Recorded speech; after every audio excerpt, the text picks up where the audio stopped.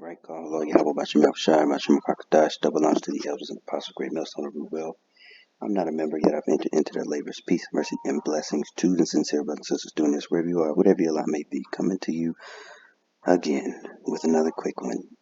I won't spend too much time on it. I'm just going to grab a couple precepts that I listed, and then that'll be the video. But don't know what I'm gonna title this. We'll see. I'm gonna just read this. So this is this devil living by his sword. So on the 1st of March, 1954 marks one of the most serious nuclear fallout incidents in history. Okay, so just a quick background. The U.S. was testing nuclear weapons on an island called Bikini Atoll, and that is where you get the name for the bathing suit or the bikini because it was a bombshell. So they made mockery of these people. I think they were Japhetic people who could not even inhabit the land after they tested the hundreds and hundreds of bombs on this island. Okay, largest ever nuclear weapon test. Okay, so Bravo operation was part of an Operation Castle. All right, as you can see, thermonuclear weapon due to a design error of explosion reached a yield of 15 megatons, making it 2.5 times larger than expected and more than 1,000 times as powerful as the Hiroshima bomb. So I think that was Fat Man or Little Boy. I can't remember which one it is. Okay, but even now, you still have our people thinking um, that there's a way out, for you on your own terms, you know. And it says, "He that cometh up another way is a thief and a robber." But let me. Are my notes? No way, my notes are gone. No, my goodness. All right, cool. Ain't even gonna worry about it. Actually, let's read this. Radioactive fallout from the test spread over more than 11,000 square kilometers. Traces of radioactive material were detected in Australia, India, Japan, the United States, and Europe. The Bikini population has been relocated other atolls prior to the start of the U.S. nuclear testing, but what they don't tell you is that they left those people there to pretty much starve. They did not feed them very well. The aid that they promised, everything that the U.S. promised them, that they didn't get. And they told them that they would be able to go back home. And when they finally did, it was uninhabitable. And you'll see. Let's see. Let's see if they're honest in the rest of this. Due to the unfavorable weather conditions in which the Bravo test had been conducted, the fallout also affected the inhabited atolls of Rongelap, was that Utrecht, and others. So the atolls are a combination or a culmination of islands, and they tested during adverse weather conditions. So that sounds like something that was done on purpose. Okay, so this is a quote. This is this Oishi Matashichi, fishermen aboard the Lucky Dragon. So they watched this go on. Nobody told them that they were being tested, that there were tests going on. Nobody cleared the area. They just let it happen. A yellow flash poured through the porthole, wondering what had happened. I jumped up from the bunk near the door, ran out on the deck, and was astonished. Bridge, sky, and sea burst into view, painting in flaming sunset colors. I looked around in a daze and was totally at a loss. And here's another quote. So there was 104. Okay, in addition, radioactive fallout heavily contaminated the Japanese fishing vessel and it was 145 kilometers downwind from ground zero. The 23 fishermen abroad suffered from radiation poisoning. Okay, approximately 5 hours, I'm here now on the quote, after detonation, it began to rain radioactive fallout at Rongelap. Within hours, the atoll was covered with a fine white powder-like substance. No one knew it was radioactive fallout. The children played in the snow. They ate it.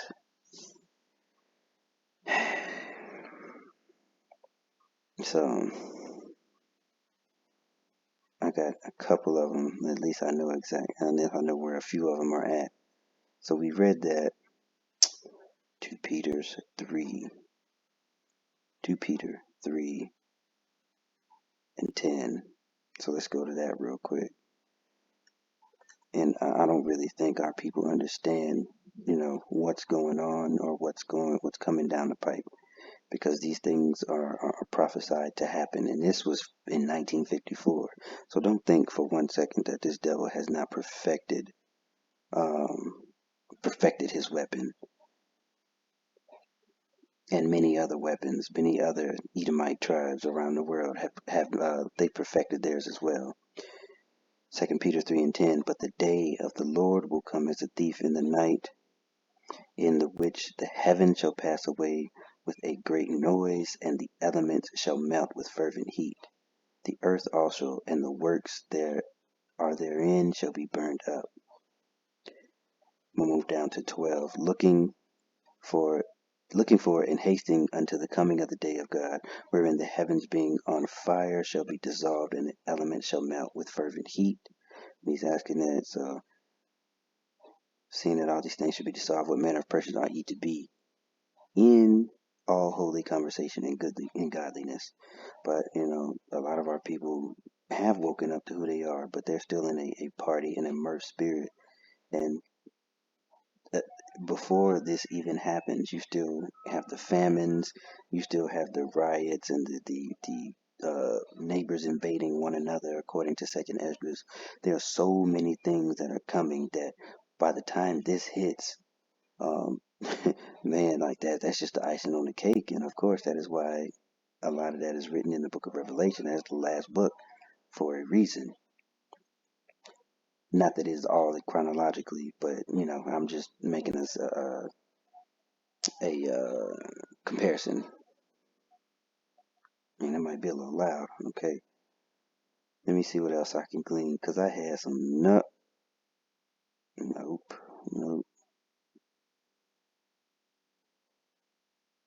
I can't believe my notes are gone. Or are they? Let's see.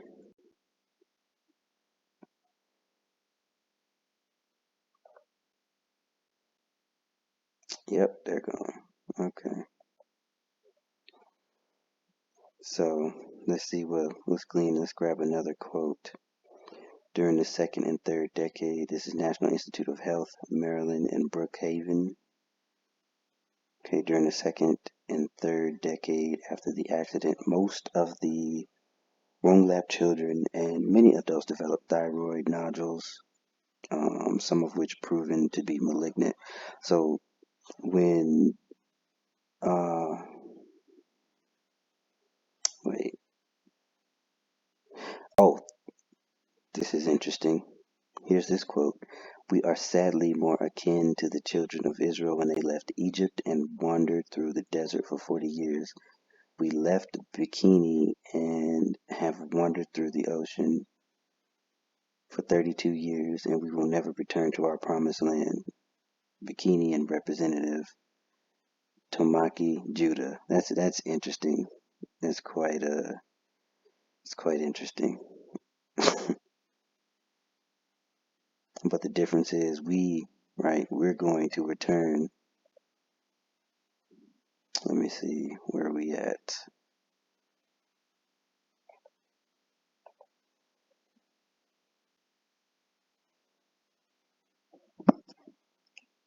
Because according to these words, we are going to return. Let's see.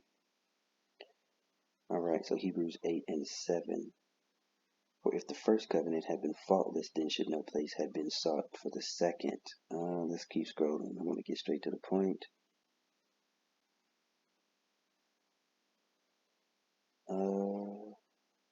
Maybe it's 11. Let me see. For finally fall, I will make a new covenant with the house of Israel and the house of Judah, not according to the covenant that I made with their fathers in the day when they took them by the hand and led them out of the land of Egypt, because they continued not in my covenant, I regarded them not, saith the Lord. For this is the covenant I will make with the house of Israel. After those days, saith the Lord, I will put my laws in their mind and write them in their hearts, and I will be to them a God, and they shall be to me a people. And you can follow that promise that that Yahweh made unto Abraham, unto Isaac, unto Jacob, and we were always supposed to come back to that land.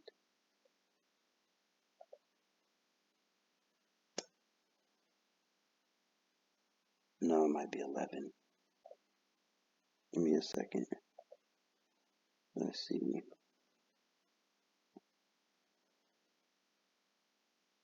Yeah, by faith, by faith.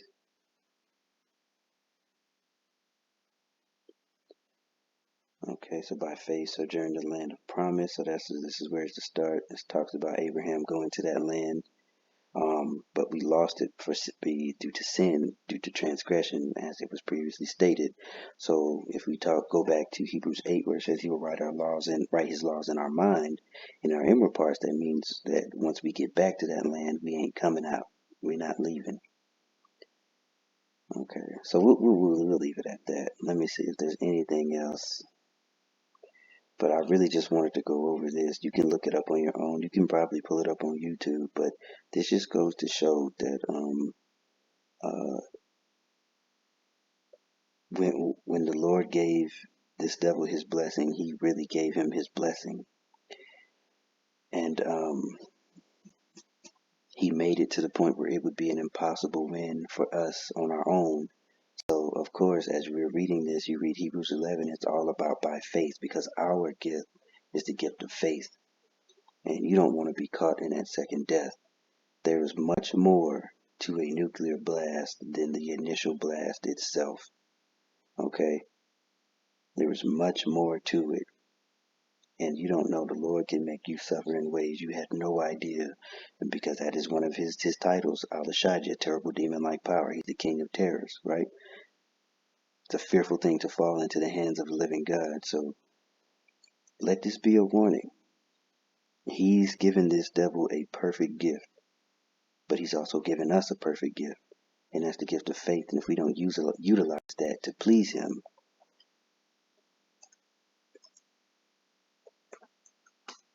if we don't utilize that, come on now. You looking at a pretty terrible death. So, we was already there. Hebrews 11. We was already there. Hebrews 11 and 6. But without faith it is impossible to please him. For he that cometh to God must believe that he is, and that he is a rewarder of them that diligently seek him. And that is going to be the tough part, because we're going to see some things that we've never seen before, leading up to a somewhat disaster like this. But before all of this, you have, like I said, you have the famines and the wars and all these other things, and the sedition among men and all this stuff that's going to happen. It's imperative that we exercise this faith muscle, so that we can be pleasing unto the Lord and following the law, statutes, and commandments to the best of our abilities, trying to live right, trying to seek him, and giving up this world. Because if you don't, there's only one thing waiting. Well, there's only one end, but there are many, many ways you can meet that end. And as you can see, gradualism is no longer gradual. These people are making their moves, and people are growing within whatever lot that they are growing in, be it on the right or the left. So that means we need to be on our toes. And let me see. Yeah, we need to be on our toes And we need to be walking circumspectly according to the book of Ephesians to measure the times, because it is coming up very closely, very quickly. And I don't know about you, I'm not trying to starve. I'm not trying to be killed by no Edomite. I want to see the fall of my enemies, right? I believe that's Ecclesiasticus. Yeah, we need that. 25 and 8, it might be 7. I think it's 8. A man that hath joy of his children, and he that liveth see the fall. Yeah, okay. So we'll go 25.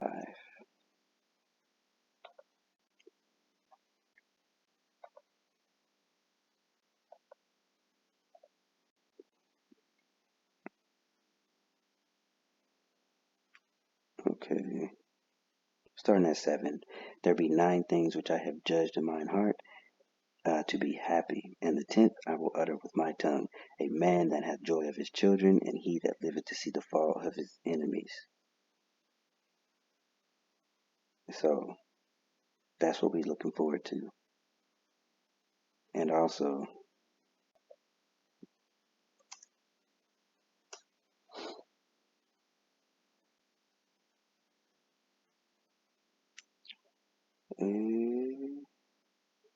we're also looking forward to this one right here, Revelation 13 and 10.